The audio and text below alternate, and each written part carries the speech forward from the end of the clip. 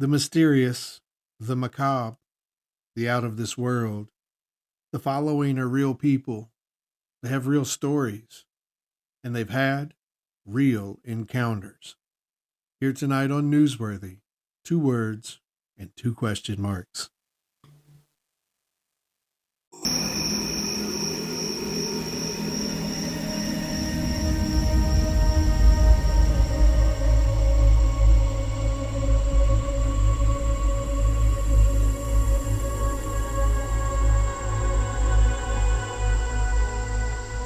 He's alive! Have you checked the children? Get out!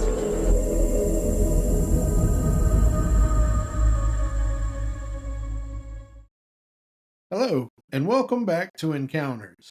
And speaking of back, Knights of D20 have returned. They took an extended holiday break, but they are back and doing Dion Rising.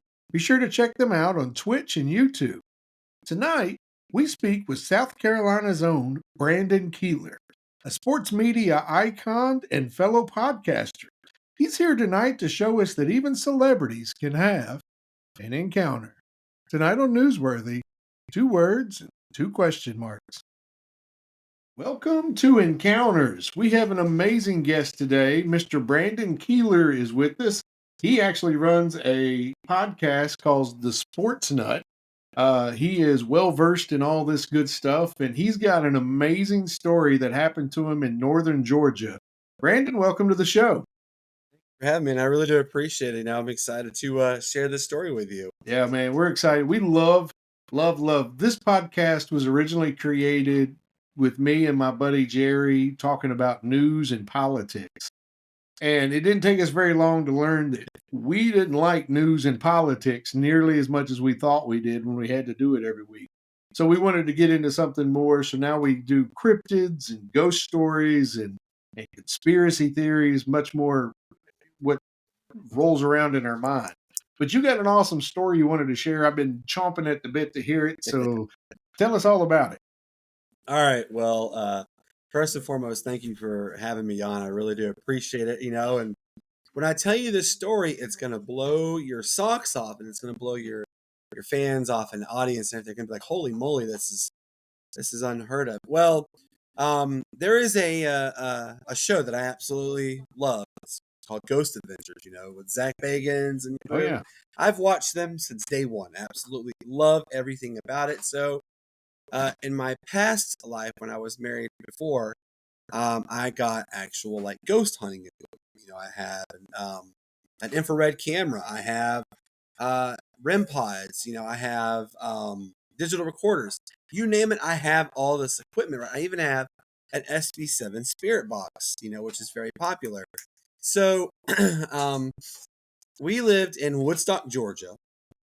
This is going to be 2 stories kind of together in it. So there is an abandoned cemetery, probably about 20 minutes away from where I lived, called Antioch Cemetery in Marietta, Georgia.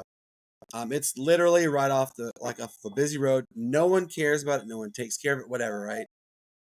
So one night, actually one day I went there, and my wife came with me.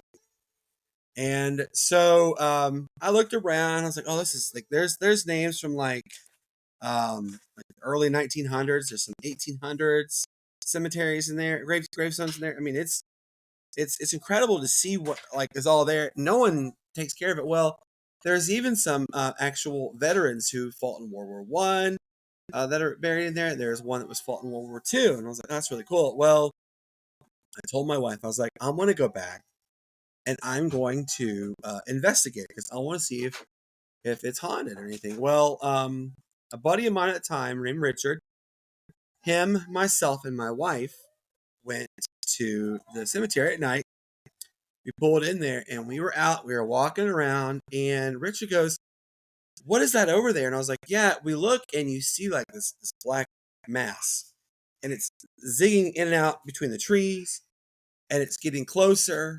And then you start hearing rustling in the tree, like the bushes, and on the like twigs breaking, and you see another person excuse me, I have a 5-month-old. She's talking, but we have you see like this, like another black shadow come behind it.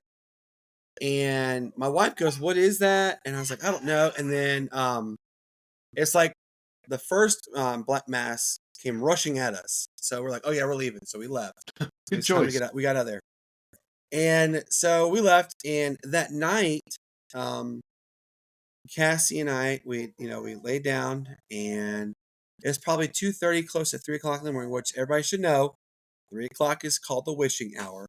It's an actual definition. Look it up. It's really true. So wishing hour, 3 a.m. in the morning, for whatever reason, is when activity is the most active. Well, I hear this, Charlie, and it's so loud it woke me up, and I jolted. I was like, "What was that?" And I looked, and I kid you not, Steve, there was a person standing at the foot of my bed. He was an older. He was like I'd say probably late 30s, early 40s. He was an African American individual. He had like you remember the old berets they had like back in the day, the gray Oh yeah, hats yeah, from yeah. like the 40s. He had that on. He had like a white shirt on, and he had like a brownish grayish colored kind of pants. Like they're really loose pants. He's definitely an older individual, and I think, oh my God, someone's broke into my house. So I said, "Babe, wake up!" And I grabbed my knife because and I said, "Turn your light on." And I grabbed my knife, and I was ready to like hit them if they were like someone was in my house. Well, she turned the light on, and I turned back. He was gone. I was like, "Well, where'd he go?" And so Cassie, she was like, "What?" And I said, "There was a person that was standing in our bed. I saw him. Everything." Well, for a good probably 2 to 3 weeks, I would see him regularly in the house, and not just me. My wife would see like an outline of somebody real quick. We'd had friends who would see an outline of him. There were times we saw him sitting at the dining room table. Didn't seem like he was like malicious or malevolent. He seemed kind of like, "Hey, I want to talk with you," and whatnot. Well, finally I'd had enough, and I said, "You know what? Um, I'm gonna go to the cemetery again. I'm gonna see if I can find this is where he's from, because I don't know anywhere. I haven't been anywhere else like he could have come from." Well, I go back to the cemetery, and I'm looking through all the grave sites. Right, nobody is named Charlie, and I'm thinking this is a bust. I don't know where it's from. So I get this last, like, it's like a little intuition that says, "Look at the last grave next to you." So I turn and I look, and there it is. There's a picture of him in the hat and the shirt. His name is Charlie. He died in World War II. Wow. And I was like, "That's him." And I showed my wife. I said, "Babe, that's him. That's who I've seen. That's who is at the house." So we found out he had followed me home, and he was constantly like showing up everywhere we go. We moved from an apartment to a townhome in downtown Woodstock, Georgia. Which downtown Woodstock's a very pretty town. You know, there's a lot of history about hauntings in Woodstock itself. Well, the townhome we moved into had a little interesting history as well. Well, um, one night I was like, "God, it's cold. I'm gonna go downstairs and I'm gonna turn the air up so it's not as cold." And I turned the air up and I looked, and there he was. There was Charlie. He was sitting on the couch and turns and he goes like that to me and waves and had the biggest smile. And I go, "Charlie," and I left. I went upstairs and said, "Babe, Charlie's downstairs." And she's like, "Are you serious?" I was like, "Yes." So I was able to get in touch with Bishop Bryant, who is on Ghost Adventures, and I shared the story about Charlie. So I went to them, and they're based up in Rome, Georgia, and they did a cleansing. They were able to do an SLS camera, and they saw Charlie standing behind me. He waved to them when they asked him to wave, and Bishop Brian said, "Charlie, we know you don't mean any harm, but we want you to come stay with us, and you can stay at the church. We can help you transition to go into heaven, that kind of stuff." And they asked Charlie, "Would you like to stay here? If you do, wave at us." And he goes like this, like the whole outline waved, and we got up, and they had the camera follow me after they did all this cleansing, and they gave us holy water, holy oil, everything. As we're leaving, you see Charlie wave at me, and they turn the camera back, and Charlie's staying there. Charlie stayed with them And from what I understand, they were trying to get him to cross over, and it was really cool. Well, we go back to the house that night after he left, and now we had heard like little like knickknacks around that noises around the house. It was kind of like questionable about it, and I'd wondered if maybe something happened in the area. Well, we did some research, and there was a townhome 2 like houses down from us. The husband murdered his wife in 1986, and he buried her body. They never found her body. Well, Cassie had made mention. My wife's name's Cassie. She had made mention that she had seen a woman in the house one time and didn't know. And like, it was real quick, like a quick glimpse, and they go away. So, I had seen it too several times. Well, on the side of our house we were at, there was like a 6 foot indentation. Vegetation had grown over it, and I mean it. If you look at when the grave diggers come and they dig up the grave where they're going to bury an individual, it looks like to the absolute T. You can't get into it because there's a lot of tree growth, a lot of poison ivy, a lot of thorn bush, everything. It's completely overgrown. Well, so as we're doing more and more like finding out stuff, the former tenants of the house we were renting dabbled in black magic. And a lot of the area that centralizes in black magic is with mirrors. Mirrors, they are supposedly project like going into other like realms, other like portals and stuff. Right? Portals, yeah. Well, our bathroom, we had a Jack and Jill bathroom we shared with our daughter Addison, who we had just given birth to. So this mirror is probably like the size of like an 80-inch TV. It's huge, right? So there were times we would see like the outline of somebody walking in and out of our bedroom into the bathroom. It was just regularly, and I saw it more than my wife and our dog at the time, Dakota. She saw it. Like there were times she'd be in our bedroom and she would watch something walk into the bathroom. We couldn't see, but she did. And what really got my wife to fully believe, we were laying in bed one night, and I apologize, Aspen's crying, and Okay. so she goes, "What's doing this in front of my face?" And I'm like, "What? What do you mean?" She said, "There's somebody waving their hand in front of my face." And I look, and you do see like it's extra dark right there at at my wife's area, and it's like something's going like this to her.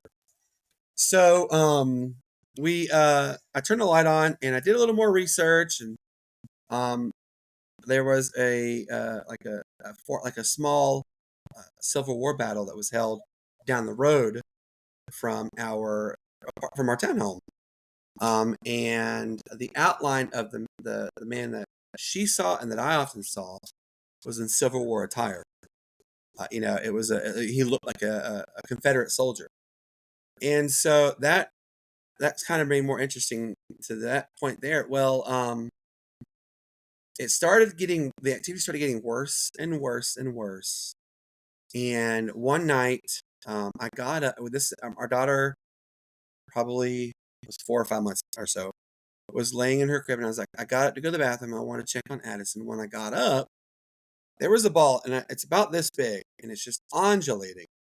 And it's right at the foot of the bed, and I get up, and it moves like this, and it goes into the bathroom, and it goes through into my daughter's bedroom. So I go and I check on Addison, and this is where it gets really interesting. I check on her, and it seems fine. So, but it's cold. It's like frigid in her room, but it's hot in the bathroom and hot in our bedroom. It's really weird. So I go back into our room, and that ball, it like shoots to the corner of the room, and I look, and I kid you not, the first face I see is the woman. She's petrified looking, like she's scared. She has long brown hair. It comes to right about her, like her chest, her breast area, and she couldn't be more than 30. She's really young, and she looks very scared. She's dressed in like an outfit from the 80s, which I'll tie more of that in a second. So the figure behind her is this really large man. He couldn't be more than 9 feet tall. That's how tall it was. Jeez. And he looked angry and furious, and he yelled, "Leave!" And then he bolted as fast as he could out the door, down the stairs. And I mean, he probably went from our bedroom down to the kitchen in less than a second. That's how fast it took off. So, and the way he looked, he was an older gentleman, but he had like, you know, like you know who Al Capone is, right? Yeah, absolutely. He kind of looked a little bit like Al Capone, but had more of a gruntled face, and that got me a little worried. So I was like, okay, I don't know what that is. Well, the next night, another incident happened, and I saw the Confederate soldier again. Um, he, I think he was probably in his teens, probably 17, 18 years old. Very petite, like small frame. He did have the whole outfit of the Confederate soldier on there, and he walked into the bathroom and went into my daughter's room. He liked to sit in the corner by my daughter's closet for whatever reason. We don't know. He didn't give me a lot. It didn't really give me a vibe of, he was going to try and harm me. But the big guy that was like 9 feet tall absolutely gave me that vibe. And so I would use the holy water on the door frames. I would do the holy oil, everything, right? And we would do it on the mirror, and then of course, you have to wipe the mirror so nothing grows on it, right? Well, every time we'd wipe the mirror that night, there'd be more people who'd walk into our room. And this is where it gets me with my daughter. One night, we have this, so we have an app. We were able to watch our daughter on the camera for like her monitor. Well, there was like, she was whining about something. I'm like, what is she whining about? So I go and look, open the door. Steve, when I talk about the scariest thing you will ever see, when you look and you have those, you ever heard the term the red gleaming eyes? Yes. We hear So that a lot, actually. the spirit was over my daughter's crib, and it was a man, and he looked, his eyes were as white as two headlights shining from a car, and it gave me the chills.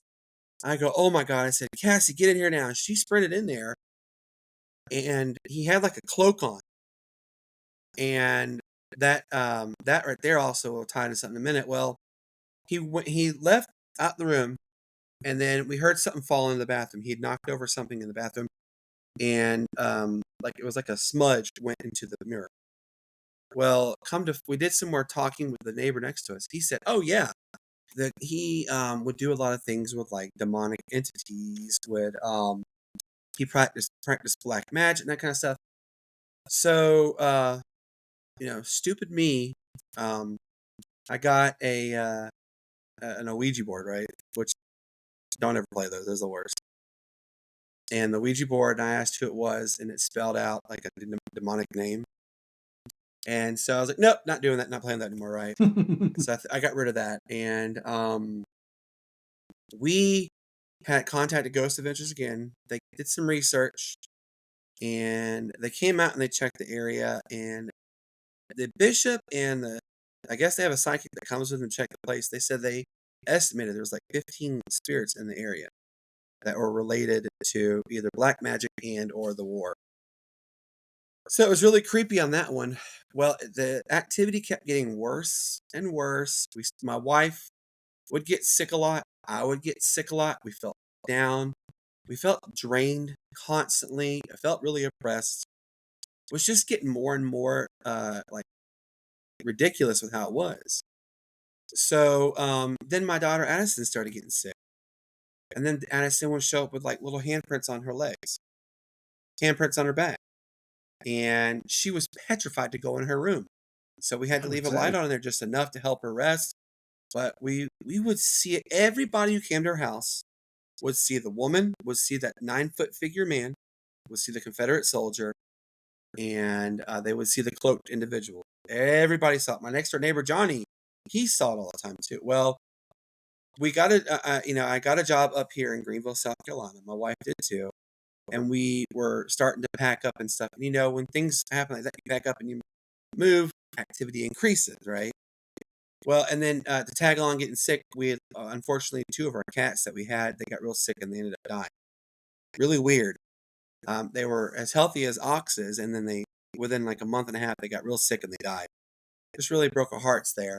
Well, Cassie went outside one night to take Dakota out and then put the grill cover on the grill, and she heard a guy go, "Hey," and she looked.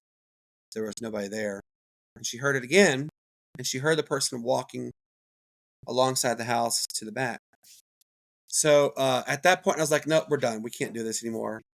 I contacted another psychic medium, and they were able to tell us that the young lady we saw was the lady that was murdered in 1986, and they showed us the house, and they were able. And Ghost Adventures Crew showed a picture of the girl, and Steve, I'm not 100, I'm 200% certain that was the woman in that picture.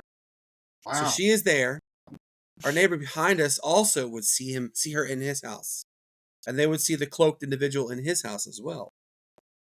When we left, about a week before we left, you started smelling a lot of like sulfur smell. It's really putrid smell. And for everybody who doesn't know, when you smell sulfur, it almost always indicates a demonic entity is around. And like my friend Brian came over to the house. He said, "I thought you were over here. I thought I saw you." And he said, then it was a real bad smell. And he would get real sick real quick from in there and got nauseous. So it was trying to make him oppressed. Well, and it was really interesting when we left, the night we finished packing up all of our stuff and left, we did the final walk through, and my mom goes, "Hey, Cassie." And Cassie comes from outside into the house. And she goes, "I thought you were upstairs." And she said, "No." My mom saw the girl go upstairs. My stepdad said, "Hey, who is the guy that's upstairs?" And we're like, "Nobody's up there." And when we left, we looked one last time at the house, and you see the blind in our bedroom, like someone's peering through. And it looked like it was either the Confederate soldier or the girl, but that cloaked figure was sits in my mind to this day. And since we left that house in Woodstock, there are people that live there. However, the area has really gotten more run down just in that particular area. But from what we were told by our former neighbors, Johnny and his brother, is they started having a lot of unusual activity happen. One of the burners on their stove caught fire and almost burned the whole place down. Yeah, he moved to a house all the way up in Canton, Georgia, which is about an hour away from where we live. And yeah, we've driven by there a couple times. When we go back to Atlanta, we'll drive by and look at it. Everything looks the same. Nothing has changed. I can tell you though that indentation where that grave is still sits in my mind. And I looked the last time we were there. I looked, and you still see the exact layout Jeez. of where it was. I've, So yeah, I've had it other definitely brings guests, that to mind. Brandon, that have told me that were living in like the guest in particular I'm talking about. They were in military housing, and it was like a duplex or a triplex, and the houses were Mhm. together, and all of the neighbors didn't know it at the time, but there was a small child ghost that visited all of them when they were home. So it would just go from house to house Oh wow. visiting when somebody was there. It just wanted attention, just wanted to be saw, to be seen. Mhm. It's pretty impressive. What do you think that, and I won't keep you much longer, but what do you think that um, ghosts are? What do you think they want?